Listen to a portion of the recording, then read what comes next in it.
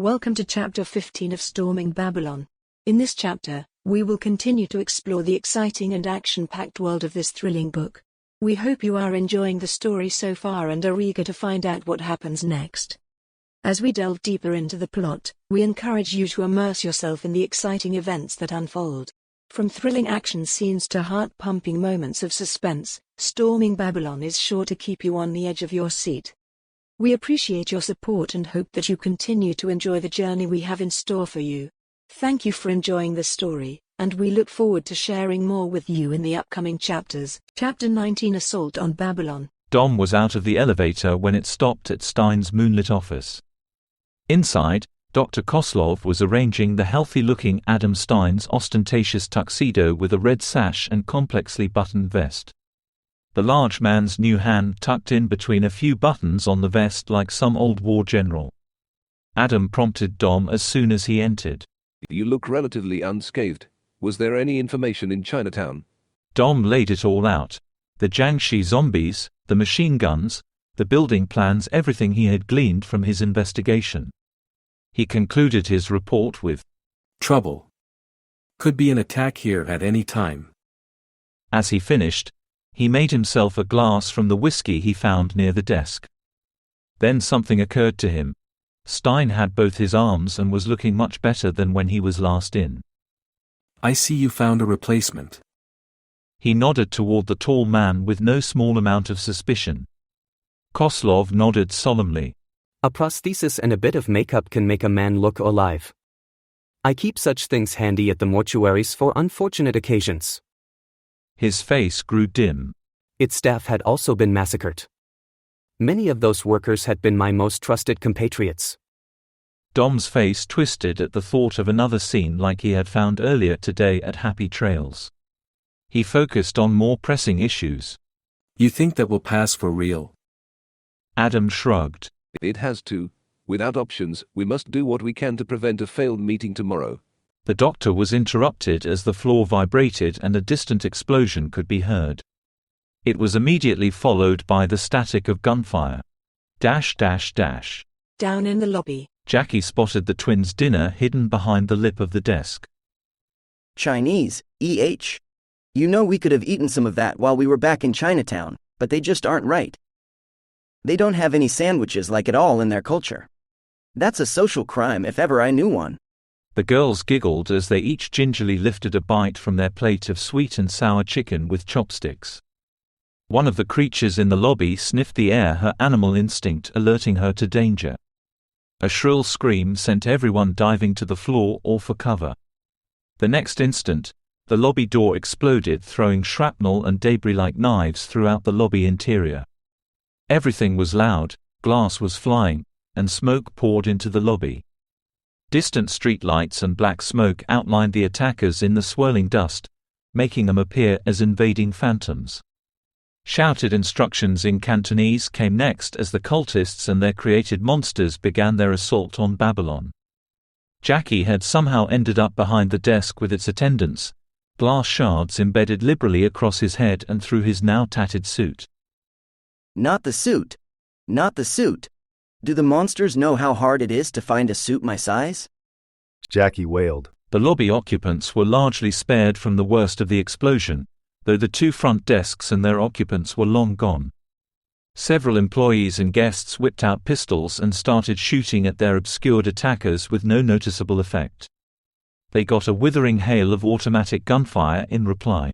The whole place had gone to hell in mere seconds. Jackie spotted the remaining doorman, who was lucky enough to be on break in the lobby dining area, handing the bellboy a service revolver. As he did, he pulled open a secret wall panel to access a hidden weapons cache and grabbed a Mossberg and a box of ammo. The twins started crawling along the floor toward an adjoining ballroom, keeping to the wall as they went. Jackie peeked around the side of the desk to find attackers marching out from the cover of smoke. They came in pairs, a Jiangxi in front taking hits and a masked attacker in red shooting from behind. The tactic kept the shooters safe from the pistol fire as they started gunning down the lobby defenders left and right. The pernicious pumpkin remembered the rice and nabbed the forgotten dinner from behind the counter. As he got it in his grip, The doorman and bellboy slid behind the counter to take up defensive positions behind the relative safety of granite and hardwood. They spared him no glances as they peered into the swiftly clearing smoke, the older doorman whispering to the boy. Movement, lad. Keep still till you see a clean target, just like I taught you. The bellboy shook like a leaf but held his heavy pistol firm and kept it at the ready. The attackers blasted halfway across the lobby before they let their zombie protectors loose. The beasts nearly flew forward in a wave of claws and fangs. A Themis agent had managed to get behind the front line of enemies to maul half a dozen cultists before a pair of zombies turned to rip him to shreds, his body withering and turning black under their onslaught. The doorman let out blasts from his shotgun and the bellboy started wailing as he unleashed a series of panicked shots. Jackie saw their troubles when he managed to lift himself to the countertop beside them. 2 zombies were advancing implacably toward the desk as round after round tore into them. They were dead set on getting to the 2 men behind the counter and, likely, turning them into tiny withered bits. Just in time, Jackie exclaimed as he wildly threw the collected rice at the zombies. They immediately fell to their hands and knees in a desperate effort to count the grains among the shattered glass and smoke. Jackie touched the 2 men next to him with his vines and gave them each a touch of his power. He kept it subtle, to not drive them mad, but it would be enough to let them see him. Both men looked at him, horrified, one with a smoking shotgun, the other petrified. The moment passed, and Jackie released his touch. Crazy night, right? So how about you 2 get gone before those 2? He jabbed a thumb toward the zombies counting rice grains, not 10 feet away. Get done counting. Jackie pointed toward the ballroom along the same path the girls used. Both men followed his advice. Jackie giggled and waved as the 2 mortals made their way away from the front lines. Now it looks like old Jackie can cut loose. He pulled a knife large enough to look like a broadsword in his hands from some impossible space beneath his jacket. Okay, kiddos, it's K-bar time. With that, Jackie leaped from the counter and into the chaos of combat as if it were just some exciting bar brawl to get mixed into. Salvos of shots rang out from several directions, ripping into his body and putting holes through his gourd. Jackie began feeling woozy from the violent lead ripping through him as he launched a mad assault into a gaggle of machine-gun-wielding maniacs. Many of them lost feet at the ankles and legs below the knee. He giggled the whole time. Jackie recklessly hacked through the madmen and their zombie shields, making a beeline for the front door. He was almost there, but the damage was too much. A group of them kicked him down and trampled his gourd to pieces. Through the eye hole in Jackie's head, a familiar limping man in red robes could be seen making his way through the doorway, laden with a scroll satchel and a pistol. A particularly enchanted guard was at his side. Dash dash dash dash dash dash dash dash. Back up in Stein's office. From their hidden positions behind the stairs banister, Lorenzo began making hand gestures to the vampires, inferring a battle plan so they could coordinate their efforts and attack simultaneously. Bruno pulled a giant pair of brass knuckles out of his pocket, sliding them over his fingers and flexing his giant hands to allow the brutal weapons to rest comfortably over his fists. The lobby was a chaotic symphony of screams, shattering glass, and deafening automatic weapons fire. Babylon's staff had gathered weaponry from hidden caches and had rushed headlong toward the cultists in defense of their place of employment. Lorenzo gave a hand signal, and all of Papa Mac's people leaped into action. Pistols rained a small hell down on the concealed cultists while Bruno and a few brawlers rushed directly into the fray. Lorenzo's snub-nosed revolver barked several times to catch a cultist in a leg, then an arm, and finally the intruder's chest as he flopped out from behind his protector. Bruno already had the adjoining zombie broken and spattering blood across the beautifully appointed floor before he had to duck behind the cover. A blast of machine gun fire chased him the whole way. Bruno's display of strength sent shockwaves through the enemy ranks, briefly breaking their momentum. Taking advantage of the distraction, Lorenzo quickly dumped the spent rounds out of his revolver down the ivory stairs. He then shoved a fistful of new rounds into it and slapped it shut again with well-trained fluidity. A second later, he unloaded into another unlucky cultist, even as the stairs around him began to disintegrate under the vengeful returning fire. The bad guys were dropping like flies, giving the vampire hope that the whole mess would be over soon. The man in red reviewed his dead cultists with seeming indifference from his safe position behind the carnage as he gathered mystical energy himself. Oppressive mystical energy filled the lobby as he summoned more of his necromantic power. An instant later, a fresh wave of undead rushed through the smoke, having been held in reserve. The fight instantly shifted to favor the cultists. Many of them fell in seconds to the wall of diseased, clawed things that swept over them. In the new confusion, a team of well-armed cultists slipped through the defenders to rush into a stairwell. Vampires, werewolves, elves, and humans grouped back to back to survive the horde. Desperation made instant allies as vampires blasted away at point-blank range, elves slashed away with the vicious barbs on their enchanted bows, and wolves tore into anything that broke through an allied defense. Bruno smashed a stone decoration over a brute's head, freeing up the werewolf it had pinned to save him from the murderous talons of the zombie that had rushed up behind him. Lorenzo blasted away at assailants who had him surrounded on the stairs until his gun emptied.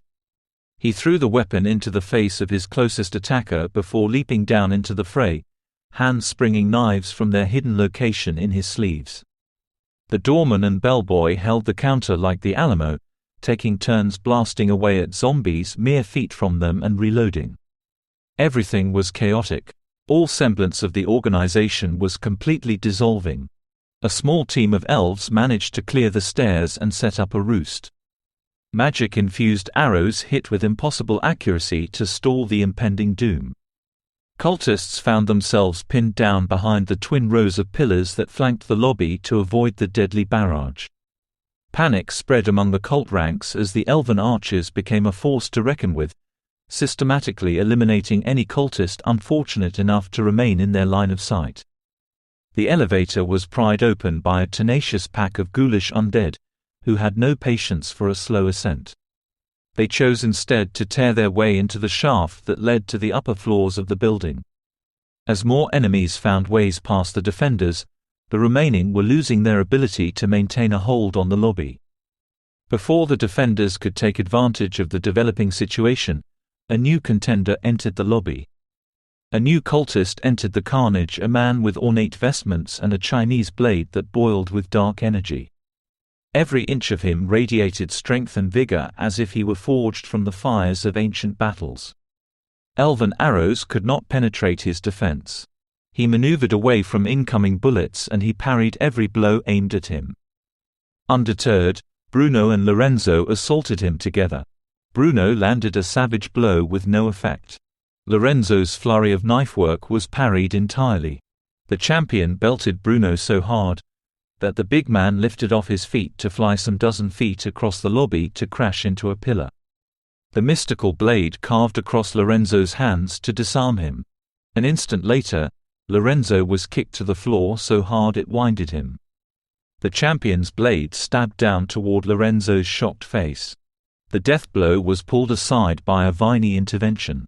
Another snap of action found the deadly assailant slamming to the floor face first as another bundle of vines pulled his legs out from under him. When Lorenzo caught his breath, he looked down his body to find the limp form of his would-be killer motionless at his feet, a fragment of debris having shot through his face and out the back of his head. The vines retreated into the chaos as Bruno returned to help him back onto his feet. Bruno, was that Jackie? Don't know, boss. But if it is, he ain't gonna let us live that down. Not without a big sandwich, anyway. Lorenzo was so full of adrenaline that he found himself smiling regardless of the fight still raging around them. The pair had a target-rich environment, so they decided to fight towards the vines in search of their pumpkin-headed pal. They found what was left of him a few cultists later, still lying in a pile of busted gourd and writhing vines. Unable to stand, Jackie was making a menace of himself with his extended vines, causing chaos in the ranks of the cultists and their undead allies. Jackie's smashed head still had enough life left in it to ask, You seen the desk girls? I think someone needs to check on them.